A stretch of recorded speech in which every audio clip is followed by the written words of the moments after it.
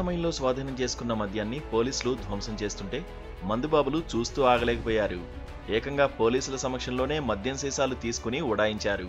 సార్వత్రిక ఎన్నికల సమయంలో గుంటూరు జిల్లా వ్యాప్తంగా 50 లక్షల రూపాయల విలువ చేసే 24,031 మద్యం సీసాలను పోలీసులు స్వాధీనం చేసుకున్నారు. సోమవారం జిల్లా ఎస్పీ సతీష్ కుమార్ ఆధ్వర్యంలో నల్ల చెరువులోని డంపింగ్ యార్డ్లో మద్యం సీసాలను ధ్వంసం చేయడం ప్రారంభించారు. ఇది చూసిన మందుబాబులకు ప్రాణం పోయినంత పనైంది. ఎప్పుడు వాటిని తీసుకుని పారిపోదామా అని మద్యం ప్రియులు ఎదురు చూశారు. అయితే సాధారణంగా రోడ్డు రోలర్తో సీసాలను ధ్వంసం చేస్తుంటారు.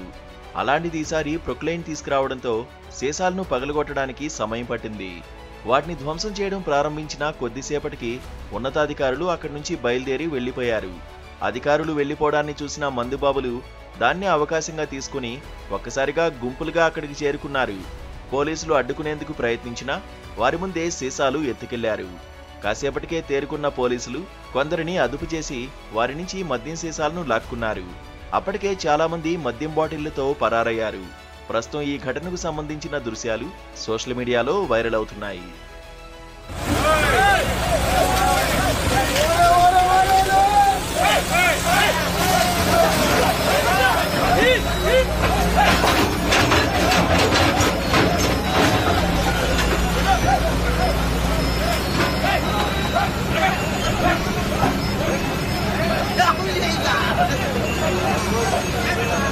Yeah.